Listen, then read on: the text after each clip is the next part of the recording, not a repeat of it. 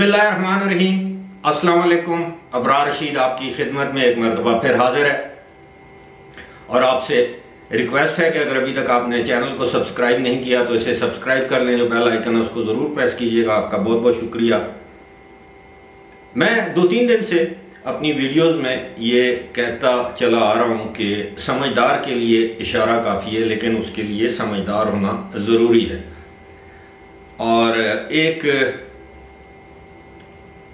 सेंग है, आपने सुनी होगी कि जो कुम्हार होता है उसको तकलीफ देने के लिए अगर आप उसके गधे को या कुम्हार का जो खोता होता है उसको आप मारें तो कुम्हार को मारें तो इतनी ज़्यादा तकलीफ नहीं होती, लेकिन जब आप उसके गधे या खोते को मारें उसकी वजह यह है कि वो गांव में जो बर्तन बना के जो कुम्हार जब मार्केट तक लेके जाता है तो वो गधा जो है उसके लिए बड़ी इम्पोर्टेंस रखता है, बड़ी अहमियत का हामिल होता है।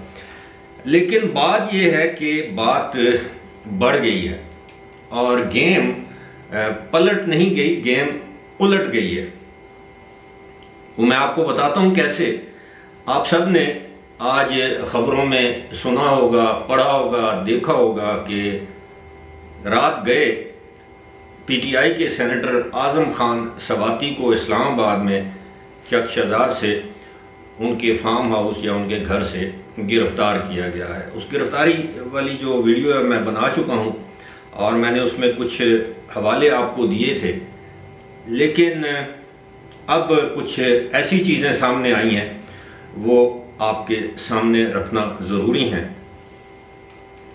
थोड़ा सा आजम खान सवाती का मैं तारुफ आपके सामने पेश कर देता हूं।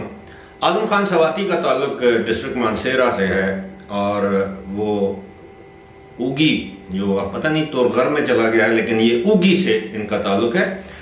तहसील उगी उस ज़माने में थी और ये इन्होंने तालीम एबटाबाद में हासिल की। उसके बाद वकालत की डिग्री हासिल की। कराची में इन्होंने प्रैक्टिस की। 1978 में ये अमेरिका चले गए। अमेरिका में इनका काफ़ी ज़्यादा बिजनेस था, हर तरह का बिजनेस था, रियल स्टेट का बिजनेस था।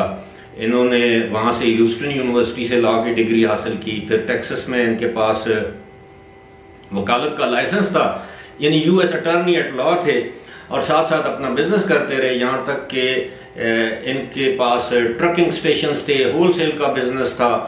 और इसके अलावा जो लोग अमेरिका में टेक्सास में रहते हैं, लुजियाना में, वो लोग इनको अच्छी तरह से जानते हैं। फिर इसके बाद ये ऑयल डिस्ट्रीब्यूशन के फील्ड में चले गए, यानी तेल की जो है वो तरसील या उसकी डिस्ट्रीब्यूशन। 2001 में ये पाकिस्तान तशरीफ़ ले आए। फिर 2001 या 2 में जब ये बल्दियाती इंतखाबात हुए तो उसमें ये डिस्ट्रिक्ट मानसेरा के डिस्ट्रिक्ट नाज़म या चेयरमैन जो भी उस वक्त था वो मुंतखब हो गए। 2003 में इन्होंने जनरल परवेज़ मुशर्रफ का साथ दिया, वो जो रेफरेंडम हुआ था 2002 में। उसके बाद ये आज़ाद हैसियत से सेनेटर मुंतखब हुए, बाद जमीयत उलमा इस्लाम में शामिल हो गए। उसके बाद अगला जो सेनेट का इलेक्शन था वो जमीयत उलमा इस्लाम के ही प्लेटफॉर्म से लड़ा। फिर ये पीपल्स पार्टी में के दौर में ये जमीयत उलमा इस्लाम ये तादी थी, ये साइंस एंड टेक्नोलॉजी के वजीर रहे। यहाँ से ये लंबी कहानी है, लेकिन इन्होंने एक जो ज़बरदस्त जो मैं समझता हूँ कि फ्रॉड किया था वो 2001 में किया था। इन्होंने एक नोट दिया था 2001 में मानसेरा की ज़िली इंतज़ामिया को $1 मिलियन का नोट। इस पर कभी अलग से वीडियो करूंगा, इसकी बाकायदा एक इंक्वायरी भी आ चुकी है। बहरहाल ये उसके बाद 11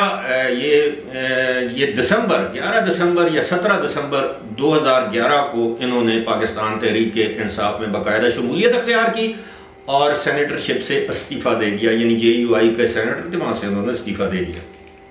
आपको याद है कि 2011 में ही वो उस वक्त जो हमारे जो ISI के जो चीफ थे जनरल अहमद शुजा पाशा, वो मुख्तलिफ जमातों से इलेक्टेबल्स को, मालदार लोगों को, बहुत मालदार हैं ये अलग बात है कि आजम सवाती अब अमेरिका नहीं जा सकते कि इन्होंने वहाँ पर बहुत ज़्यादा माली घपले कर रखे हैं। ये खबरें आम हैं, लेकिन इस वक्त हमारा मौजू कुछ और है। ये उस वक्त जब इनको तहरीक इंसाफ में लाया गया तो चुन चुन कर मालदार असामियाँ जो हैं वो तहरीक इंसाफ में शामिल की गई कि उनका प्लान था मुस्तकबिल में कि ये इन्वेस्टमेंट करेंगे तो ये पार्टी आगे बढ़ेगी। और जिस तरह जहांगीर खान तरीन, अलीम खान और ये मुख्तलिफ जमातों से लाए गए, इस तरह आजम सवाती थे यहाँ तक कि पीटीआई ने इन्हें खैबर पख्तूनख्वा का सदर भी एक मरतबा नामजद किया। फिर उसके बाद ये पीटीआई के दौर में वजीर भी रहे, पार्लिमानी अमूर के, रेलवेज के। हुआ ये है, बात कहाँ से बिगड़ी है। अब जो मैंने पहले आपसे कहा था कि समझदार के लिए इशारा काफ़ी। आपको याद होगा कि जब शहबाज गिल ने वो जो मारूफ बीपर दिया था तो उसके बाद उनको गिरफ्तार, उनके खिलाफ मुकदमा दर्ज हुआ, उनकी गिरफ्तारी हुई, फिर उनकी चीखों पुकार आपके सामने आई, फिर इमरान खान ने खुद कहा कि उन पर जिनसी ज्यादती हुई है वगैरह वगैरह। अब ये एक इशारा था, क्योंकि शहबाज गिल को इस तरह से ट्रीट करना या गिरफ्तार करना, ये इशारा किसके लिए था? इमरान खान के लिए था, उनकी जमात के दीगर रहनुमाओं के लिए था कि behave, do not cross the red line. तो वो फिर समझदार, जिस तरह मैंने कहा है कि इशारा तो फिर समझदार के लिए होता है। अब गुज़श्ता रोज जब लाहौर की एक अदालत ने हमजा शहबाज शरीफ और उनके वालिद जो हमारे वज़ीर आज़म हैं शहबाज शरीफ, इनको वो मनी लॉन्ड्रिंग वाले मुकदमे में बरी किया, तो उस पर आज़म खान सवाती तैश में आ गए, जोश में आ गए, और 12 अक्टूबर 12:05 पर वो एक ट्वीट करते हैं। इससे पहले वाली वीडियो में मैंने इशारा दिया था कि वो पहले भी करते रहे हैं इस तरह के, लेकिन वो मुबहम किस्म की ट्वीट्स थी, तो उस पर कोई एक्शन नहीं लिया गया। अब ये ट्वीट मैं आपको स्क्रीन पर भी नजर आ रहा होगा, मैं इसको पढ़ के इसका तर्जुमा भी आपकी खिदमत में पेश करूंगा। मैं ये ट्वीट पढ़ता हूं, जरा आप ये ट्वीट मुलाहिजा कीजिए जो 12 अक्टूबर 2:05 पर इन्होंने किया। इसमें आजम सवाती, सेनेटर आजम सवाती कहते हैं, how long imported government and its criminals and their masters 5 to 6 in establishment, ये लिखते एस्टेब्लिशमेंट्स हैं, बहरहाल, are going to play with the future of our nation. यानी कब तक इस इम्पोर्टेड हुकूमत और इसके जो जराइम पेशा लोग हैं और उनके मास्टर्स यानी उनके आका, जो कि जिनकी तादाद 5 से 6 है एस्टेब्लिशमेंट में, यानी 5 से 6 जर्नैल हैं, वो कब तक जो है वो इस मुल्क के मुस्तकबिल से खेलते रहेंगे। हैव यू हर्ड एतजाज, यानी एतजाज हसन का हवाला देते हैं कि आपने उनकी बात सुनी है जो गुज़श्ता रोज़ ही उन्होंने लाहौर हाई कोर्ट में शायद ये कहा था कि जनरल बाजवा ने इमरान खान को हटाकर बड़ी ज्यादती की है। आई विश, ये अपनी ट्वीट में लिखते हैं जो आपको स्क्रीन पर नजर आ रही है, I wish Imran Khan allow me, I would come straight to gate number 4 in Rawalpindi to challenge those who have ruined this country. काश मुझे इमरान खान इजाजत दे दें तो मैं सीधा रावलपिंडी के गेट नंबर 4, जो कि GHQ को कहते हैं, गेट नंबर 4 वो है जहां पे से आर्मी चीफ दाखिल होते हैं और बड़ा मशहूर है ये गेट, तो मैं खुद वहां पर जाऊं और उन लोगों को से उनको मैं चैलेंज करूं, यानी उनसे मैं हिसाब मांगूं कि आपने इस मुल्क का बेड़ा गर्क कर दिया। जरा मुलाहिजा कीजिए कि अब वो हमारी ज़बान में कुछ और कहते हैं, पंजाबी में कुछ और कहते हैं, लेकिन वो यही है कि मैं उसका तर्जुमा भी पेश कर दूंगा कि जाती दी कुरकीली ते थम्या ना लड़के, और पंजाबी में कहते हैं कि जाती दी किरकिली शतीरा नाल के साथ वो जो है वो जफ्फी लगा देती है, उसको गिराने की कोशिश करती है, यानी जात की छिपकली और वो शतीर को के साथ जो है वो नबर्द आजमा है। शतीर यानी सतून, ठीक है। अब यही ट्वीट जो है वो इसी पर इक्तफा नहीं करते और फिर अब इसमें उन्होंने वाज़ेह तौर पर कहा है कि ये तासुर देने की कोशिश की है कि बस 5-6 जर्नैल हैं जो इस हुकूमत के हामी हैं, जो इसको लेकर आए हैं, जो इस मुल्क की तबाही के जिम्मेदार हैं, और मुझे अगर इमरान खान इजाज़त दे तो मैं सीधा गेट नंबर 4 पे जाऊँ और मैं उनको पकड़ के उनसे हिसाब लूँ कि ये क्या किया। अंदाज़ा करें वो शख्स जो ISI के किसी ब्रिगेडियर या कर्नल रैंक के बंदे के कहने पर तहरीक इंसाफ में आया, क्योंकि उस वक्त तहरीक इंसाफ को ऊंचा उड़ाना था, वो शख्स मुल्क के आर्मी चीफ और या जनरल हेडक्वार्टर के बारे में या 5-6 जर्नैलों के बारे में, सर्वेंट जनरल के बारे में ये बात कह रहा है। और अब उसके बाद अब आप अंदाजा करें कि दूसरे ट्वीट में वो क्या फरमाते हैं, यानी इससे आराम नहीं हुआ। उन्होंने कहा कि नहीं, मुझे कुछ और भी लिखना चाहिए। रात के 7 बजे 12 अक्टूबर को ही एक और ट्वीट करते हैं और उसमें क्या कहते हैं, mister Bajwa, congratulations to you and few with you. यानी जनरल बाजवा पर तंज करते हुए कहते हैं, मिस्टर बाजवा लिखते हैं, जनरल बाजवा भी नहीं लिखते, आपको मुबारक हो, जो आपके साथी हैं उनको भी मुबारक हो। Your plan is really working and all criminals are getting free at cost of this country. यानी आपका मंसूबा बेहतरीन जा रहा है, तंजिया तौर पर कह रहे हैं, और आपके जो जितने भी मुल्क में जो मुजरिम हैं वो उनको आज़ाद किया जा रहा है, उनको बरी किया जा रहा है। With these thugs getting free you have legitimized corruption. अब इसको लेजिटिमाइज लिख रहे, बाहर चले, वो ग्रामर की गलती है। With these thugs getting free you have legitimized corruption, how you predict now the future of this country. यानी ये जो बदमाश हैं, ये जो भी हैं, बकौल उनके, ये चोर लुटेरे जो हैं ये आज़ाद होते जा रहे हैं। और यानी जनरल बाजवा कहते हैं कि आपने, इसका मतलब यह है कि आपने करप्शन को लेजिटिमाइज यानी कानूनी शक्ल दे दिया है। How you predict now the future of this country. अब आप इस मुल्क का मुस्तकबिल क्या देखते हैं, उसके बारे में क्या कहेंगे। और इसमें मुखातिब किससे हैं, जनरल कमर जावेद बाजवा। अब बज़ाहिर उन्होंने मिस्टर बाजवा लिखा है। अब मिस्टर बाजवा तो कोई भी हो सकता है, वो आसिम सलीम बाजवा थे, एक और जनरल थे वो भी बाजवा थे, कोई और बाजवा हो सकता है।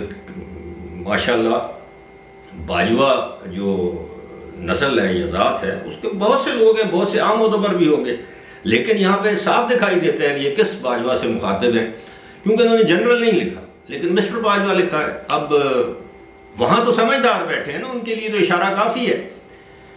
इसके बाद जनाब FIA का साइबर क्राइम विंग हरकत में आता है। अब क्यों आता है, किसी ने उनको फ़ोन किया है, नहीं किया, इसका हमें इल्म नहीं। लेकिन अगर आपको याद हो कि 12 अप्रैल या 14 अप्रैल को मेजर जनरल बाबर इफ्तिखार ने, जो कि अब प्रमोट हो चुके हैं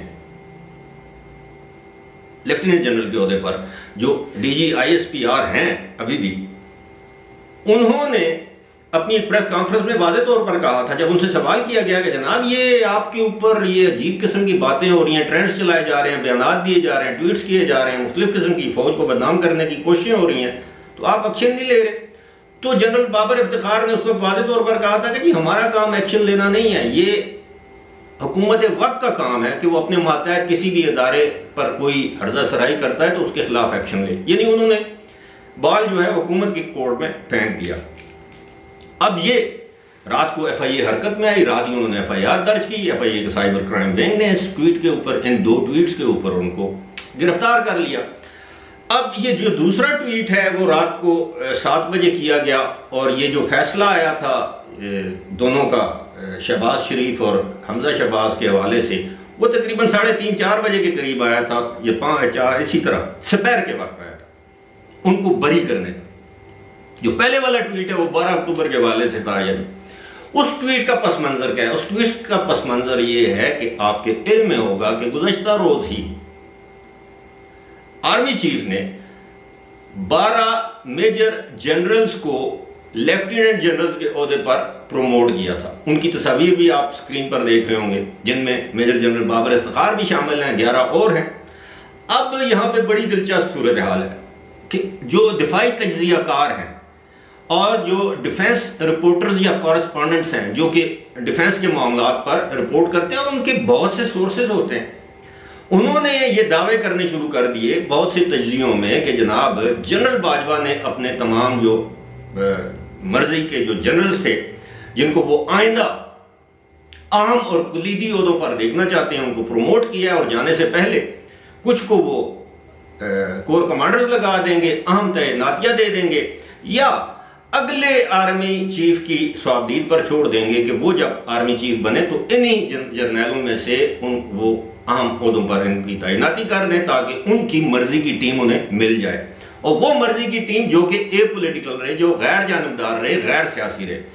अब इससे तकलीफ तो होना थी ना, क्योंकि आपने कहा कि जी 5-6 जर्नैल हैं, तो अगर आपकी बात मान ली जाए तो फिर 5-6 तो अब नहीं रहे।